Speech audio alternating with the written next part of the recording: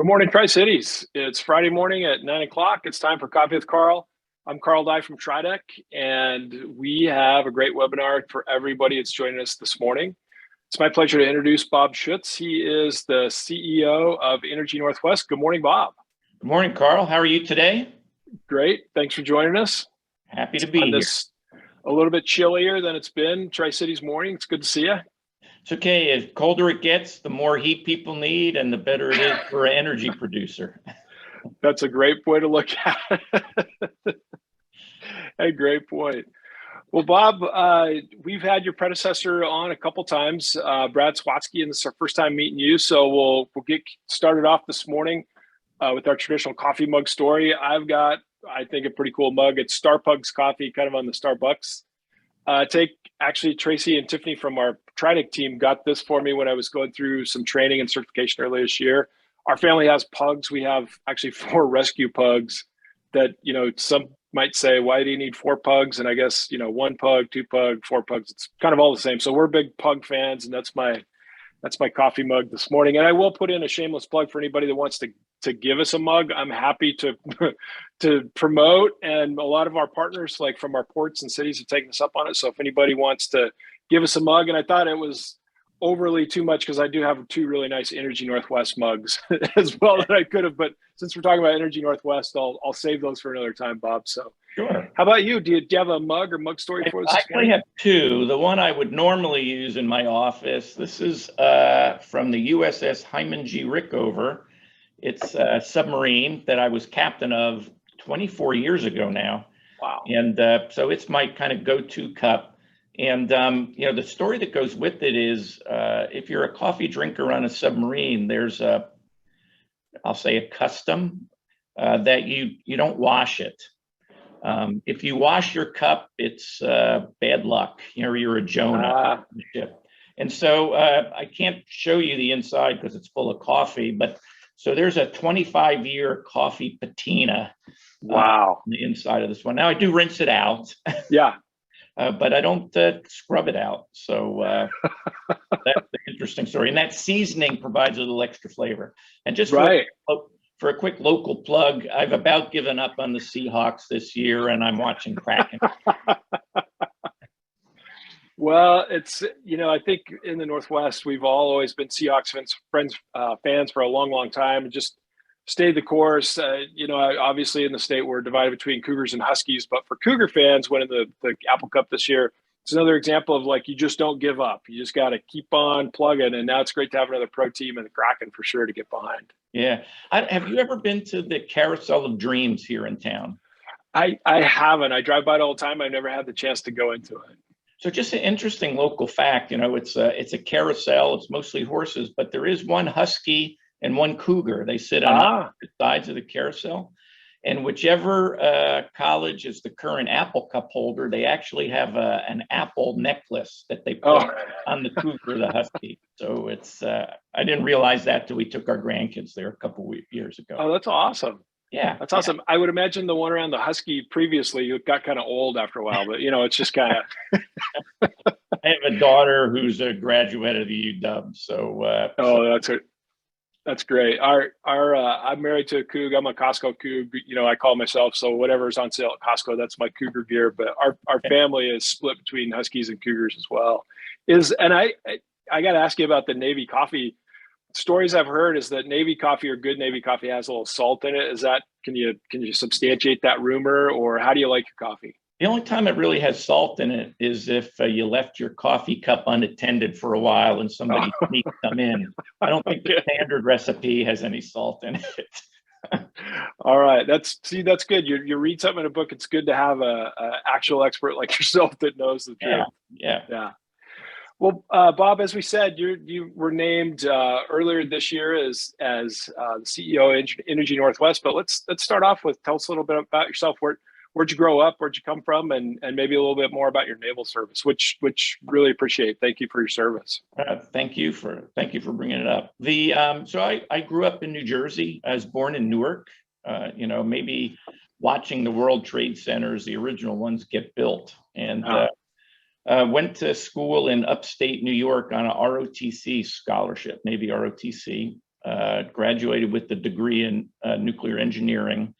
And so the Navy decided I was going to be a nuclear submariner, based on that background, which is not necessarily what I was looking to do, but that's how it played out. And what I would tell you, it's been a wonderful, wonderful career for me. So 28 years in the Navy, all submarine service, one tour on a surface ship, culminated in 1997 as the captain of the USS Hyman G. Rickover, I mentioned, stationed in Norfolk, Virginia. I met my wife in Norfolk, not on that assignment, but my first ship also was there. So met my wife. What I tell people is I never intended to stay in the Navy long term. It was a way to pay for college. But one, I had a great time on my first ship. Two, I met my wife on my first ship. And about the time it was due for me to be able to get out of the Navy, we already had our first daughter, Lisa. So it was not a perfect time to leave. But every job was better than the one before. It really was just wonderful. I did have one tour here in Washington State. I was the squadron commander at the submarine base over in Bangor, and did that, gosh, when was that? Like 2003 to 2005. Went from there to Pearl Harbor and retired out of the job in Pearl Harbor. An interesting story, when I retired in 2008, my original plan was to work for some defense contractors, kind of just what you did, but apologize maybe for the length of this story. On 9/11, 2001, I was stationed at U.S. Strategic Command, which is Air Force Base, Offutt Air Force Base in Nebraska, when the attacks on the World Trade Center happened. And President Bush ended up flying to Offutt. And, whatever you think of President Bush, in the moment when he came down in the command center, he was pretty presidential. But the person who ran that at the time was a Navy admiral named Jim Ellis. And he later retired and became the CEO of the Institute of Nuclear Power Operations, which is a nonprofit company in Atlanta that does inspections. They do a lot of things, but they're probably best known for inspections of nuclear power plants. Well, make a long story short, I had done good enough work for him while I worked at Stratcom that when I retired, he kind of dragged me down to Atlanta to take that job. And I did that for a few years. I led teams that did inspections of plants. But again, Jim Ellis, Admiral Ellis, decided that I needed to spend some time actually working at a nuclear power plant because I had never done that. And so he arranged for me to come here for 18 months. An 18-month assignment as the maintenance manager at Energy Northwest's Columbia Generating Station. And make a long story short, I really enjoyed, we enjoyed the Tri-Cities. We enjoy working with all the really fine professionals at Energy Northwest. At the time, I had two daughters living on the west side, so they're nearby. And so when it came time to rotate back to Atlanta, the company offered to keep me on as plant manager, and we just couldn't resist. So here we are. That's great. And I like history and military history, and I saw a documentary once on Admiral Rickover. But I think when we had lunch last month, you were telling us that when you were kind of coming up, maybe before you got out in the fleet, that you actually, or maybe got into nuclear, nuclear submarines, that everybody had to go through an interview with the admiral. Can you tell us a little bit about him? And just because I think the system that he set up within the nuclear Navy has to some degree obviously translated over into the commercial side. I mean, he was such a pioneer in nuclear power, and really the systems and the programs and the processes he set up for the nuclear Navy. And this is what you told me when we talked, just led to this amazing safety record, and just, I think, has so many translations into advanced reactors and what's going on in new nuclear. But can you tell us that Admiral Rickover story and how he influenced and led the nuclear Navy? Well, he was, there's so many stories about Admiral Rickover. He had a very flat organization. There was him and all his department heads, and that was it. And, wow. He insisted that, everybody, a couple things, do everything as best you can, excellent in every endeavor. And then two, he's very much about responsibility. And he's got a quote that I won't get it exactly right, but it's if you can't point your finger at the one person who's responsible for a task, the one person, then nobody's responsible. So he's very much about, you being responsible for your own performance and getting the work done. He made a promise when the Naval Reactors program started up to keep the NRC, the Atomic Energy Commission at the time, out of the Navy's hair. Yeah. And what he promised, he would interview and approve every officer who was recruited into the program. So I did have an interview with them. And what I would tell you is it was, there's lots of stories, but, I walked in and he asked me I was in college. So this is to get into the nuclear program. And he asked me how many hours a week I studied outside of class. And I think what I did is I repeated it back because I wasn't sure I heard it right. I said, how many hours a week do I study? And he went on a bunch of sailor talk. I don't give a, whatever. And he made me promise I would study 30 hours a week outside of class. And he made me sign a contract that I would do that and send him a letter every week telling him exactly how many hours a week I studied. Wow. So that's what his interviews were like. The chair that you sat in outside of his desk, the two front legs were an inch shorter than the back legs. So it was pitched forward. And, you were only with him for a minute and a half, 2 minutes, but he was just looking to see how you reacted to that. One final story, because you alluded to him setting the standard for how the Navy worked. His wife, Eleanor, who just passed away a couple months ago, she was 30 years younger than him. She was sick at home, and he came back from the office over lunch to check on her and decided he was going to make her some soup. So we got a can of Campbell's chicken noodle soup out of the cupboard, poured it in the pot, heated it up, brought it into her, and Eleanor tells the story. She just about gagged on it and sent him out to get a glass of water. So here's the guy who's responsible for procedure, use, and adherence, follow the rules. And he didn't read the instructions on the Campbell soup can to add the can of water after you pour it in. Anyway, very interesting time. So that's great. But I think that those things, even your personal experience with them, really led to something now that's becoming an institution, obviously within the Navy, but then so much influence and seems translation into the commercial side. But how about Energy Northwest? I don't know if everyone knows how Energy Northwest is set up. Maybe can you give us kind of that overview of who is Energy Northwest? The team that you lead, Bob, and kind of what's the mission? Maybe a little bit about the history, and maybe let's start with that this morning. Yeah, so Energy Northwest is a joint action agency in the state of Washington. We were formed in 1957. We have 27 member utilities, all of whom are either public utility districts or municipals. So we are public power. We're a nonprofit organization. And really, by our charter, we can provide whatever business support our members might ask for or require. Now, practically speaking, that is providing them electricity. And we have a portfolio of different generating facilities, all of which are clean. So we are 100% carbon-free power. We have a hydro facility up at Packwood Lake. We have a wind farm here in the Tri-Cities, the Nine Canyon. We recently built, working with the city of Richland, the Horn Rapids solar and battery storage project, which not only does it provide power to the city of Richland, is who's buying it, but it really has the first utility scale battery storage in the Pacific Northwest.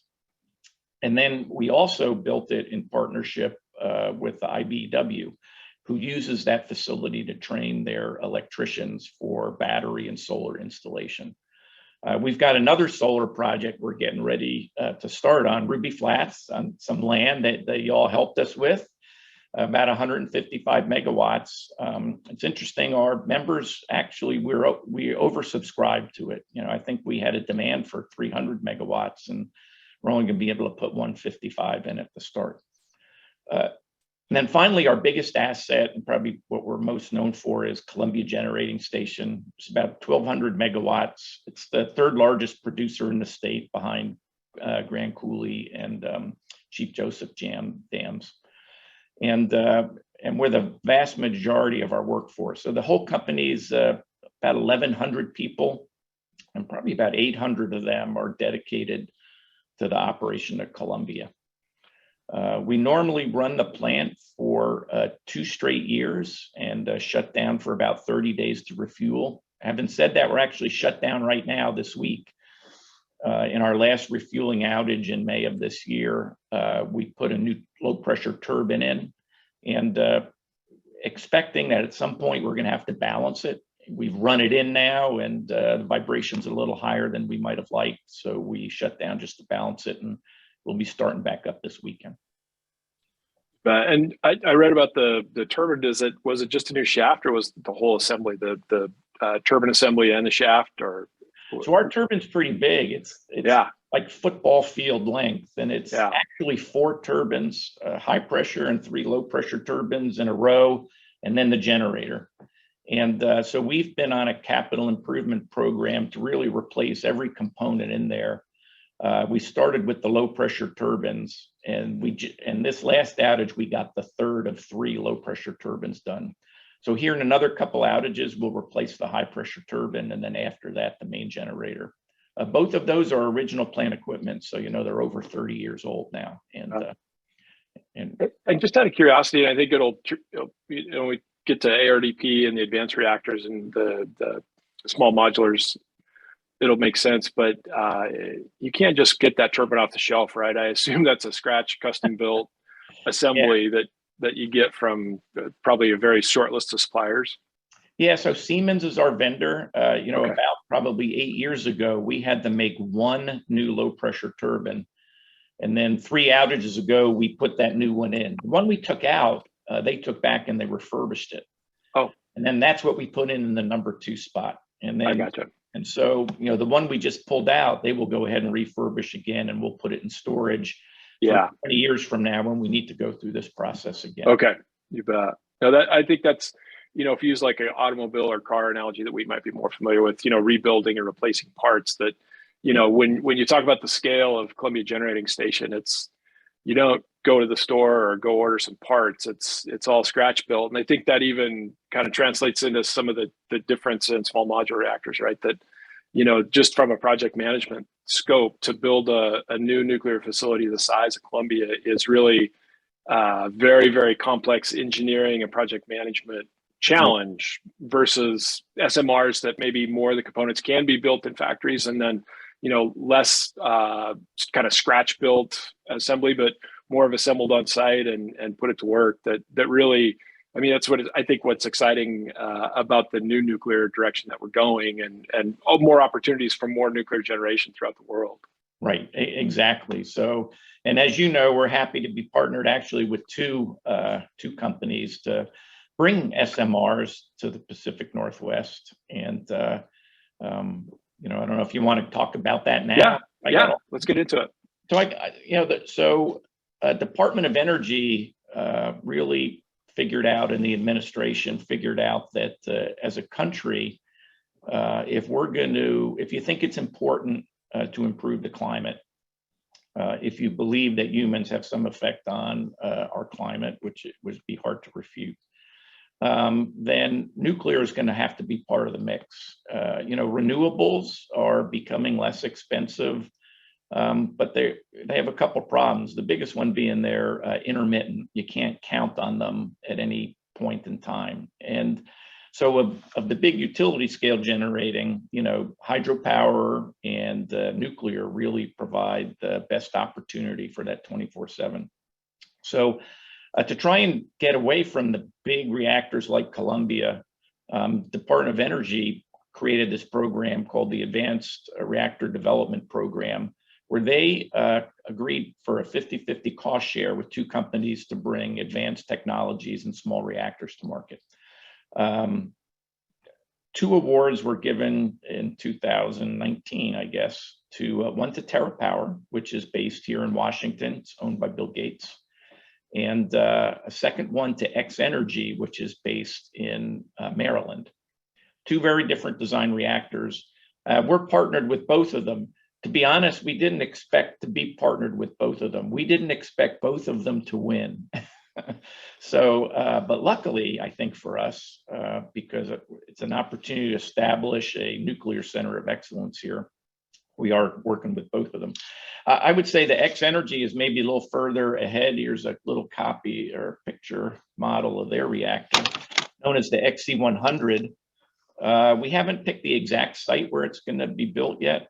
It's in partnership with us. Grant County PUD right now is interested in building one. Not sure if it would be here in our site or if it would be somewhere in Grant County. But we're moving ahead to do that. And as you mentioned, the big difference and beyond the technology itself is the major nuclear components in both the TerraPower and the X-Energy design would be built somewhere else and just brought in on a railroad car. So all you really need to do is the site prep. You need to put your, what we call balance of plant, you know, the steam turbines and everything, which is going to be just off the shelf, same steam plant you might put in a gas turbine combined cycle plant. So we're very optimistic about it. Both designs still have to be approved by the NRC. The grant timeline says they got to be built and connected to the grid in 7 years. That'll be a challenge. But you know, I think next year X-Energy will start building the major nuclear components. So we're feeling pretty good about it. It's such a huge opportunity for, you know, I think us here in the Tri-Cities, but very generally Central Washington, you know, with our partners and friends at Grant County PUD, and then the state of Washington for sure. Yeah. Just quickly before we get off of nuclear, we did have a question, and I want to ask anybody that's watching this. You can use the question and answer feature if you're joining us on Zoom. If you're on social media, you can ask any questions in the comment section, and we'll do our best to get to them. The question is, what's the pressure difference between the high pressure and low pressure turbines, and why do you have two pressure systems? Which I think is a great question. If there's a good way to answer that, Bob, which I know you know the answer to. Yeah. So you know, I would say about half of the energy, nearly half of the energy that we extract from the steam comes out in the one high pressure turbine. And really it's just the exhaust of that turbine then goes to all three low pressure turbines at the same time. And it's just, and on the way, we actually heat that steam back up. So we take main steam right off the reactor, and we'll use that to heat the steam going between the turbines. But it's just the way to get the maximum amount of energy out of the steam you can. And you can do that better if you step down through the pressure bands. So you bet. We could probably spend a lot more than an hour talking about the you know, the engineering and the scientific aspects of nuclear power, but maybe as we're talking about the opportunity for the advanced reactors and the different designs and stuff, I just wonder are there any kind of easier to understand things? Because as we know, you know, a lot of times in the public perception, there's this confusion about you know, different nuclear things that have happened throughout the years, from Fukushima to Chernobyl to 3 Mile Island, and then even you know, just a misconception of how does nuclear power work. But maybe just to go back a little bit, if you don't mind, can you give us an idea of, you know, okay, you've got some nuclear fission occurring, and then like how does it work, and just is there any basics, like when you're talking to somebody that isn't familiar with nuclear power, how do you explain it, Bob? Yeah, well, I would just say that a thermal generating plant, in general, whatever your fuel source would be, coal, gas, nuclear, oil, trash, what it really does is it just boils water. And the steam from that boiling water then goes to a turbine. So all of those plants, from the point you boil the water down through making electricity, are exactly the same. They're exactly the same. A turbine in a nuclear plant could run in a coal plant, could run in a, wouldn't be a gas turbine, that'd be a little different. But sure. And so it's just about how you heat the water. And so at Columbia, we use nuclear fission to heat the water. And essentially we have uranium atoms, and when they absorb a neutron, that uranium will split and it will release some energy. And that energy is in the form really of just kinetic energy. It's actually the two little pieces and some more neutrons physically moving through the water and or moving through the other fuel and metal that heats it all up. And it's just that simple. It really is. And so we control it in our plant. You control the rate of fission with either control rods or the speed of the water moving through the core. On pressurized water reactors, so Columbia is a boiling water reactor. We actually boil the water in the core. Pressurized water reactor, there's no boiling in the core. They use a second loop, a steam generator to boil it. But in either case, both designs use control rods primarily to control the fission rate and therefore the power that's coming out. Yeah. But it's not like we're constantly moving control rods. You know, the reactors are actually self-regulating. If you try it, if something happens that would try and raise power, just the physics of it tries to shut the reactor down. So they're all in this country inherently safe. If something goes wrong, they try and shut down even without doing anything. Yeah. And then just maybe to close that part out, I know the other thing that comes up a lot of times you read about in the public is, you know, what happens to nuclear fuel, like you said, about 2 years when you guys do a change out of your nuclear fuel. But then can you give us some scope or size on like all the years that Columbia Generating Station has put out, you know, I don't know, thousands, millions of gigawatts of power, right? Without emitting any carbon. How much fuel, spent fuel, have you guys accumulated? Because you actually, I think, stored on site or nearby the Columbia Generating Station in some casks or something. But can you give us some scope or scale on, you know, what's the spent fuel? How does that work? How much have you produced? Yeah, so maybe I'll broaden that just a little bit about the fuel chain. So we put fuel assemblies in the reactor. They stay there for about 6 years. So that's 3 refueling cycles. Each cycle will replace 1/3 of the fuel in the core. And it initially sits in what we call the spent fuel pool. So it's a big bathtub, swimming pool next to the reactor. And we put the fuel in there for about 5 years to let it cool down. And then we'll move it into what we call a dry cask. So it's a stainless steel container that sits in a concrete container that sits on a concrete pad right outside the plant. And so Columbia started their initial operations in 1984, so 30 years. And all of the used fuel that we've generated sits in an area smaller than a football field. Yeah. So 30 years of fuel. So, and it could be pushed together even closer. Sure. But we haven't needed to, so it's spread out. Now it's stored on site because that's the national policy right now. You know, you can probably read in the papers. There's attempts to find a national solution to it, and I expect someday that will happen, and then we'll move all the fuel there. But it's not, you know, if you've ever seen a coal plant and the ash pile that sits outside of it, you know, 30 days worth of ash is about as much volume as our fuel is taken up. Exactly. No, I think I appreciate you kind of indulging us on that point, because I think it's a really important point. And I know, you know, at Tridec and in the economic development work that we do, obviously very close partnership with Energy Northwest and many others, but these are points that we're trying to come up with a better way to explain to people to just kind of ease any concerns or fears that they have about nuclear power. Make the differentiation between the advanced reactors, the different cooling technologies, and then SMRs versus something on a very large scale, even from the construction standpoint. Because I think, you know, again, people get something in their mind, and then until you have a way to kind of tell them how it actually works, it's a big difference. And I think even you made a great point about, you know, the dispatchable, predictable, shapeable power that you guys generate through nuclear power that a hydroelectric facility is able to put out versus the intermittent nature of renewables. Because I think a lot of times we just get caught up like, oh, let's just put up more solar panels, let's do more wind power.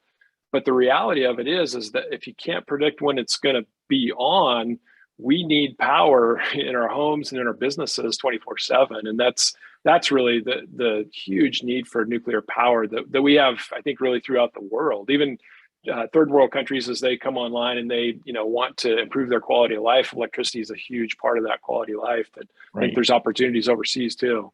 Yeah, and it's only going to get worse as we move to electrify other sectors of our economy. So, right now there are not a lot of electric vehicles, but I think, certainly the country is moving in that direction. Well, everybody plugs their electric vehicle in to charge up at night when the sun's not shining, and so where is that power coming from? You got to get here in the Pacific Northwest. We're actually blessed with all the hydropower. But that's not enough by itself. The governor has mentioned, hey, maybe we're going to go to electric heating. Get rid of natural gas as a home or business heating source. But where does the electricity come from for that? So there is a need for dispatchable power available 24 hours a day. There are other options besides nuclear. Hydro is one. Pump storage is one. Batteries, the next Nobel Prize is going to go to the person who figures out how to build a really big, really inexpensive battery. But right now they're very expensive, and they use a lot of hard to find rare earth metals. If you were to sit down and look at the process of building a standard lithium battery, you would be stunned at the energy that's required to do it and the wreckage we're leaving with the environment to mine all of the components that need to go into it. It's a really great point. I think, a lot of times as like Americans, we forget about where things in the even consumer goods that we use come from. A long time ago, I worked for Caterpillar and I had a chance to go to Indonesia, and I was in forest products. And so, you think about paper. And, it was amazing. And in Indonesia, they had huge palm oil plantations, which they, had planted for palm oil and stuff. But, to your point, we understand, you guys deal with it every day, the regulatory nature of our federal government and our state government that have important protections to protect the environment as we do things like power generation or natural resource extraction, through mining or something like that. But when you leave the United States, it's a different world out there. And lithium or rare earth metals are great examples of, we kind of need to consider what economic or environmental impacts we're having on people that live in those countries, where we take, their goods out and then make our consumer products or batteries or something here because we have this other goal. I mean, I think that you bring up a great point. We forget the global impact sometimes of those things. And so That's right. Yeah, no, that's a great point. So for Energy Northwest, I wanted to maybe talk a little bit about, your other priorities. We talked about the advanced reactors, a huge opportunity with both X-Energy and TerraPower, but any other priorities from Energy Northwest that you guys are looking, even coming up into the next year? But then obviously we know that XE100 is now in about a 5 or 6 potentially year time frame, and then so much work goes into that. But any other priorities you guys are working on Energy Northwest, Bob? Well, so our number one priority, broadly is, we do whatever our members need us to do. And I would say in the short term, that is a focus on the Washington Clean Energy Transformation Act and the need to be 100% carbon free by 2045. So, we think through things like the Advanced Reactor Development Project, like the Ruby Flat Solar, other generation ideas, we can help them. We're also pretty involved with building out electric vehicle charging stations. So using clean energy grants from the state of Washington, we've already provided some vehicle charging stations along I-82 and I-90, and have a current grant to take Route 12 over the pass.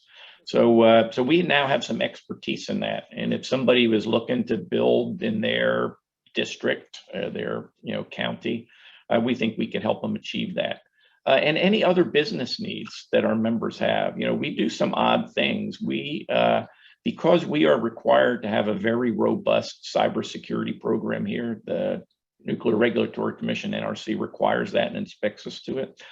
We have started providing those services to our members. And legal services to our members. We have a pretty big warehouse and supply chain. Can we bulk buy stuff for our members. So however we can help our members better serve their customers, their ratepayers, we're in. But at the top of that list is really Clean Energy Transformation Act and helping them achieve the goals, which are pretty, 100%. So. Yeah. Well, and I think just, me being new to the Tri-Cities and meeting people, even with COVID, as much as we've been able to, it's really interesting to me that, some of the original kind of like energy projection forecasts that came out of the early 70s that led to the construction of Columbia Generating Station, you look back on that history, those forecasts were overly optimistic, I think, in a lot of ways. And but today, with all the things you just brought up, especially with the CETA standard, that it's all got to be, it can't have any carbon emissions coming from that generation. I think now, whatever that time frame is, 40, 50 years later, now we're starting to see that we are actually going to have that demand for electrical power that we didn't see coming out in the early 70s as it was predicted. But I think obviously that's this maybe renewal or revitalization of nuclear power because it really offers so much. It can put out so much power safely, cleanly, without carbon that it's really, I think hopefully as a state, as a country, we'll get there where we understand the importance of we've got to have this as our baseload power for our future predictions, right? Yeah. So, if it can't happen, if it's going to happen in the US, it's going to happen here in the Pacific Northwest. We, because of the federal hydropower system, we can get to 100% carbon free. And we can do it for a reasonable cost with a mix of solar and wind and nuclear and some storage. It does have to be a mix. To get to there's been a number of studies done to say if your goal was 92% carbon free, you could probably maybe get there with renewables alone at a reasonable cost. But to squeeze out that last 8 or 10%, is unaffordable with if you're trying to rely on renewable resources entirely. So you do need something else. And again, doesn't necessarily have to be nuclear. It could be hydro, could be pump storage, but we don't see our ability to really increase our hydropower generation. In fact, if you look at the local political environments, maybe going the other way. And, so, as long as everyone wants to come home and turn their lights on and watch Jeopardy in the evening, they're going to need power at a time when renewables won't help. No, I appreciate the way you explained it and put it together. How about some of the initiatives that Energy Northwest has around community engagement? I know you guys are involved with Head Start and United Way. Could you tell us a little bit about what you're doing with the whole team in Energy Northwest getting involved with some of these local initiatives? Sure. Yeah. Well, we really encourage all of our employees to be involved, to the maximum extent practicable. And, some of the headliners are things like Head Start. So we've been doing Head Start for, I can't, Josh is listening, maybe knows the real number, more than 20 years. It's a long, long time. Yeah. And this year, we were given adoption requests for 377 children. And so the way that process works is if you're not familiar with Head Start, it's for disadvantaged children, younger in school. We ask for a wish list from them, clothing and toy, essentially. And this year we got 377 requests, and we ask our employees to adopt these kids. And we had more adoption requests than we had kids this year. So all 377 were adopted. Everybody gets 2 wrap packages. One's got their clothing, one's got their toys. The way it really works out is they probably end up being bigger boxes with a lot of smaller boxes, but everybody outside gets the same thing. And what we normally do is we actually get about 6 employees to dress up as Santa. We go to their schools and we have an hour or so with the kids. We sing Christmas carols. We hand out the presents. In many cases, it's the only present they're going to get. Because of COVID last year and again this year, we're not doing the Santa Claus part, but we just finished wrapping all our gifts, and those will all be distributed in the next couple of weeks before Christmas. So the employees really Like I say, we had more volunteers than we had kids to adopt.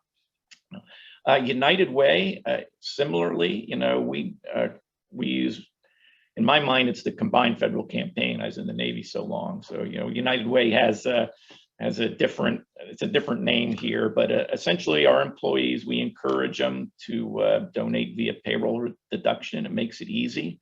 Even if you just gave up a Starbucks, $5 every pay period, it's still something. The very cool thing about United Way that I think a lot of people don't recognize and that we really emphasize here is you can direct your gift to whatever you think a local charity is. And if you've got something that's particularly meaningful to you, you can go ahead and designate that gift. So this year we raised over $80,000. So we're pretty happy with that. And we do other community engagements all the time. One is here on Badger Mountain. Recently, there's a group, Friends of Badger Mountain, and they're really doing some really great work to keep that green space green and develop more trails. But we sponsored a big plaque up there on the top. So with essentially the north-facing look, it shows what the picture looks like and tries to identify, LIGO, of course, and everything. So we've got a lot of people doing a lot of things in the community, and it's, I think I mentioned it right at the very beginning. I originally came here in 2012 for 18 months, and but I've told other people, part of the reason I stayed is it's almost like being back in the Navy in a submarine. I know that's hard to explain or hard to understand, but, I don't think my wife and I can go out that we don't see somebody we know. And, we not only do we work with the employees here, but we socialize with them. And we have great friends from across the community. So it almost feels like a small military community, where you can jump in and you're just accepted and you're able to be part of what's going on and what's happening. If you've lived in the Tri-Cities your whole life, you don't understand how good you have it here, because not every place is like that. We came here from Atlanta, and you didn't see it. We didn't have any friends in Atlanta, and I consider us pretty outgoing and friendly people. So that's a great point. And I think my family's had the same experience. We've been here. I guess actually maybe yesterday was the first time that I was in the Tri-Cities to interview for this job, and Brad, your predecessor, was on our interview team, and just my family and I have had that same great experience with the Tri-Cities, and I think that your military example is a good one. It feels like we're still kind of a small town, even though we realize we are 4 towns and everything, but we're just one town, and even when we had, which was great, when we had the announcement for the Tri-Energy partnership, and the folks came down from Grant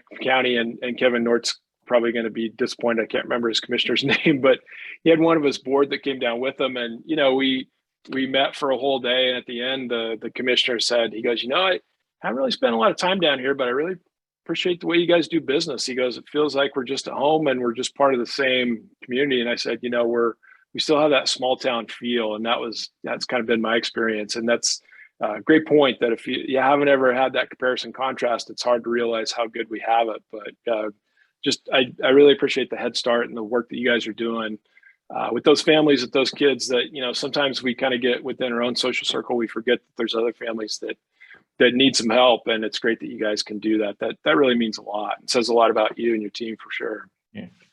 Thank you. You bet. So looks like we're down to about 15, 17 minutes, but let's talk about the future. And I know we've had the conversation before, but I know Energy Northwest is active on kind of the next generation of your team and your workforce.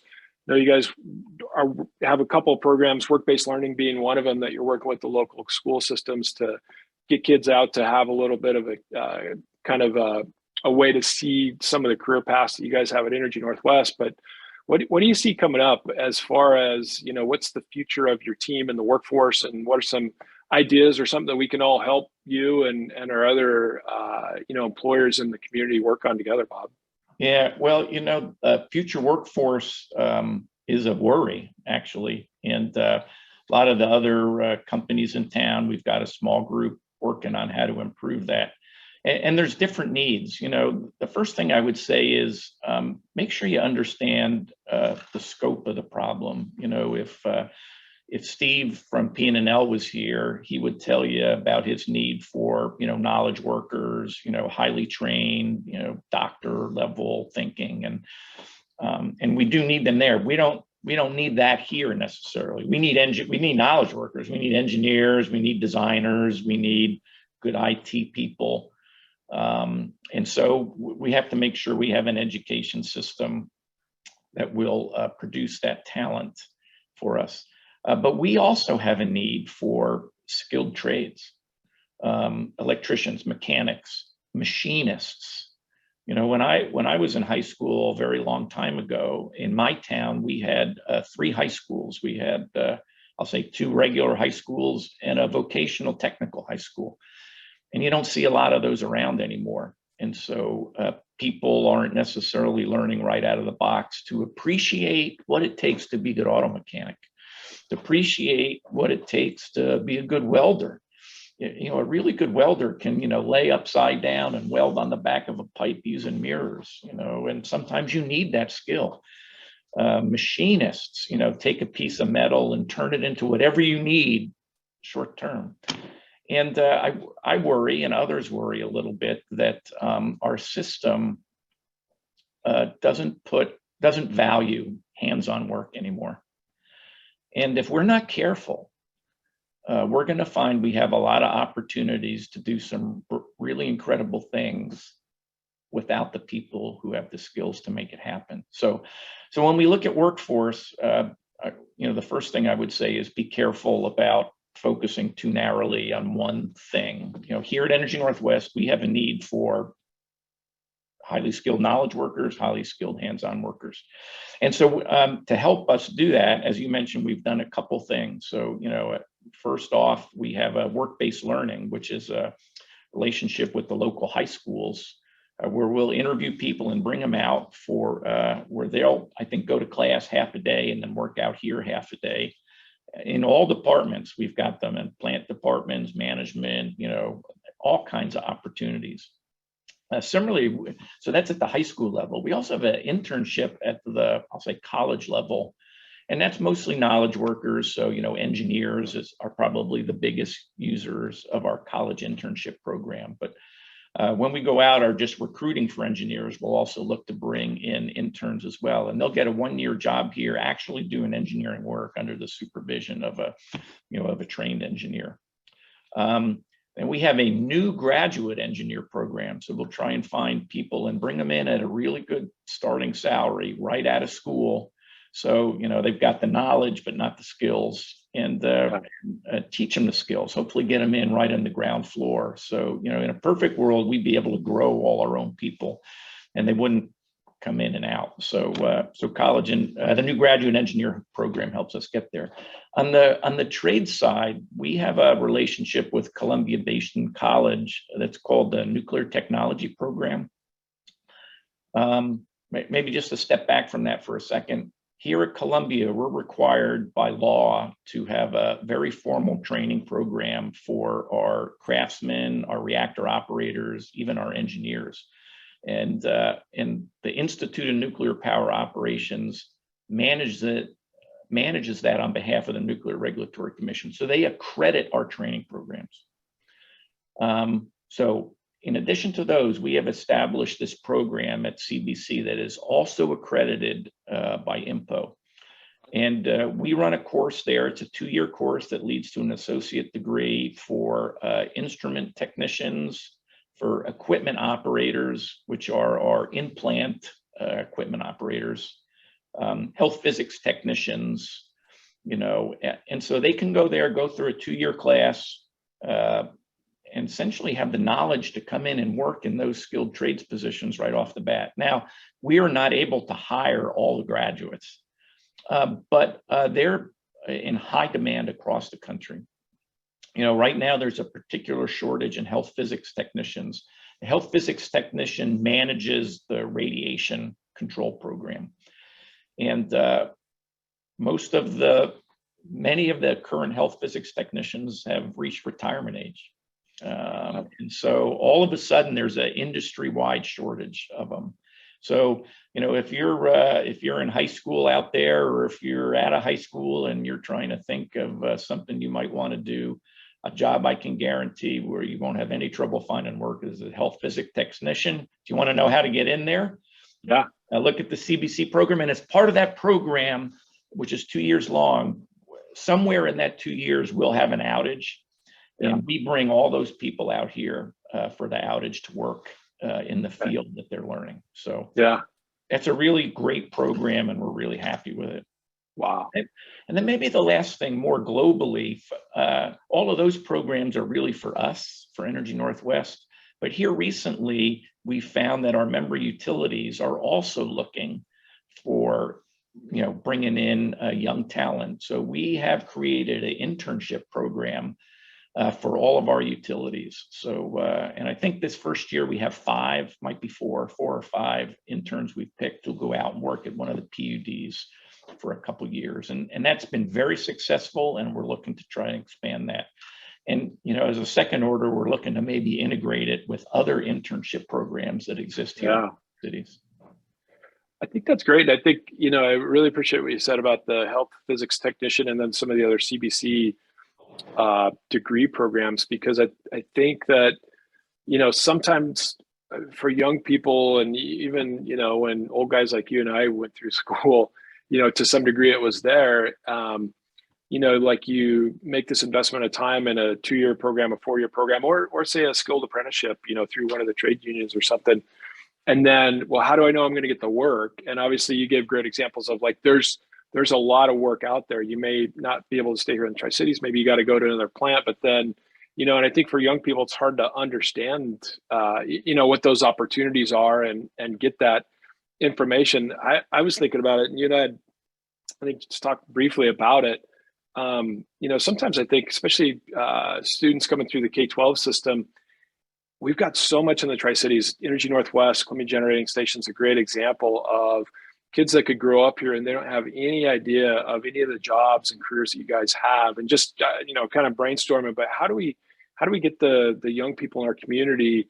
And demographically, it's a huge strength of ours. Like, we do have our biggest demographic sector is kind of this Generation Z, which is, I think, kids generally younger than 25 years old. And so how do we get them connected to all these jobs that we have out there? And it just seems like, I think next year, there's a lot of things we can work on. Like, how do we get them out there? They might drive by this manufacturing facility or by the hospital, or see the evaporation of steam coming off of, the cooling towers at Energy Northwest, but they don't know anything about that. How can we get them connected? I think there's a lot of things that we can do here because we have so many opportunities right here to build that awareness, and then, show them how it can work and what could your future look like? What are those jobs in these industries, for sure. Yeah, and Tri-Cities is a great place to be because we do a little bit of almost everything here, right? We really do. From PNNL to growing grapes, exactly, and everything in between. So I think it's incumbent on all of us, all of the businesses in town, to find a way, whether it's through a high school career fair or a town career fair, or just public engagement, allow the students in the classes to come out and see what it is you're doing. It's incumbent upon us to provide that opportunity. But again, I would just say somehow we need, at a very early level, elementary school, to really expose, not that anyone in the 5th grade is going to make a career choice, right? But eventually they will. And so what are they thinking is the possible universe of things they can do? And so they just have to, have seen that or heard of it or been exposed to it. It'll be, my 3 daughters went to college, and I'm glad they did. And I'll say I pushed them there. But, I've maybe matured in my thinking that not everybody needs a college degree to be really successful.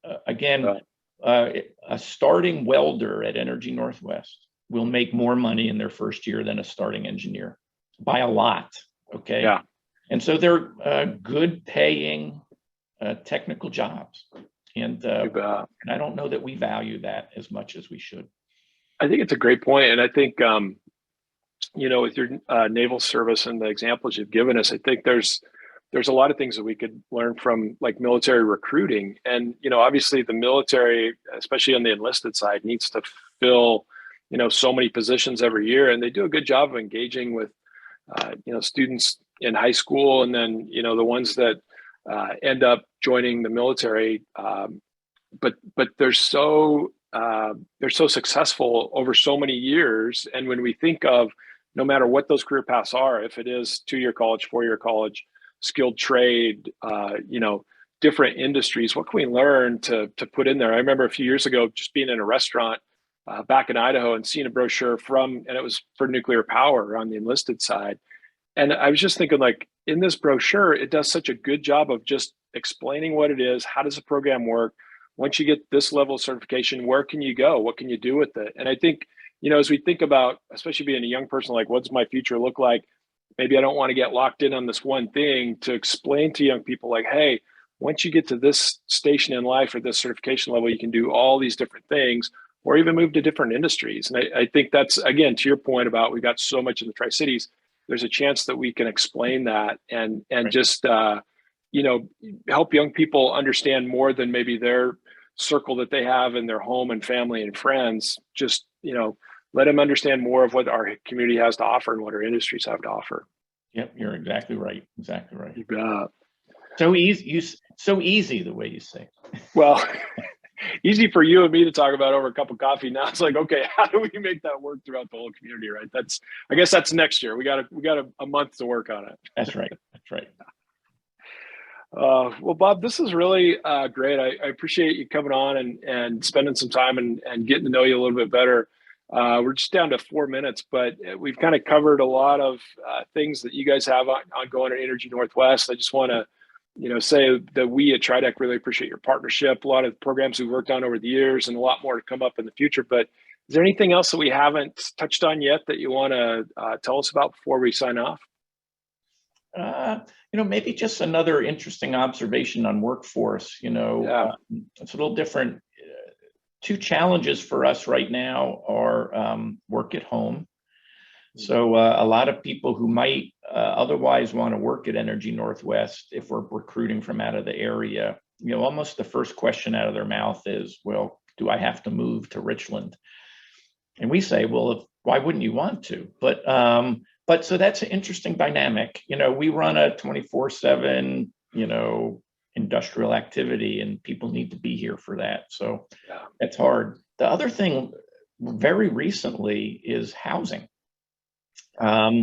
We have had a couple people who we've hired who come out here and cannot find a place to live. At one point last spring, I think there's probably a real estate professional listening, but my quick scan said there were fewer than 100 homes on the market at one point. And it may not be that way today, but so now I find that hard to believe, because I don't think, I live in South Richland, I don't think I can, spin 360 degrees and not see something being built. So, but it's just another interesting dynamic. And, I'm not sure why everybody's coming to the Tri-Cities, maybe because they are remote working from somewhere else. It's interesting. In some of the data sets that we look at and statistics we get from some of our partners, and we look at commuting, it's interesting that actually King County is listed as the 3rd or 4th county that people that live here but work someplace else show up as. And obviously we know they're not driving there every day. And so I think what it's showing, and that number does seem to be growing, that we actually are, to some degree, maybe obviously accelerated by the pandemic, but people are actually living here and working remotely, even in other parts of the state, which is an interesting dynamic. And to your point, I think these are all new challenges that, what I'm learning about the Tri-Cities, we haven't had this problem before in the past. We've always had an affordable housing sector. No matter what your income level, there's a place that you could live. And, even on some of the rental housing, we've always been at a very high occupancy rate, but now I'm hearing, that the numbers are over 95% full. Like, you can't even find even an apartment to rent, in some cases. So it's across the board. And I appreciate you bringing it up, because I think these are some of the things that we'll all be sitting together and working on next year. I mean, I think, you guys can't fill even some of your retirement or some of the organic growth that you're having because of some of your initiatives. As a community, we can't continue to create jobs, which is kind of our mission in economic development, unless we address these issues, because literally companies will have no choice but maybe to move someplace else or choose a different location or choose not to come here. And so these are ones that I know that there's ways that we can work on together to come up with some great solutions, because really that's what I've learned about the Tri-Cities is we've got a long history going back to the Manhattan Project of being able to do that. We come together, we solve tough problems, and we hang together as a community for sure. That's right. That's right. So no doubt. Yep. Well, it looks like we're right at 10, but do you have any closing remarks for us, Bob? And again, we really value your time and thanks again for your service to our country. Appreciate your history and your experience, but anything you want to leave us with? Well, one, thanks for having me. Two, everybody who lives in the Tri-Cities should be proud of the community that you have. Like I say, I came here after having moved 19 times in the Navy, promising my wife she would never have to move again. You inspired her to want to move out here with me. So, and things have only gotten better. So for everyone who's listening, thank you for all you do to make the Tri-Cities great. And Karl, thanks for you and the work TriDeck do to make it possible for people to come in and find something to do here. Thanks again for your time this morning. This will be our last coffee with Karl before the end of the year. So I'll tell everybody happy holidays, Merry Christmas, and Happy New Year, Bob. Thanks again for your time today. And you take care, Karl. Okay, you too. Thanks. Bye-bye.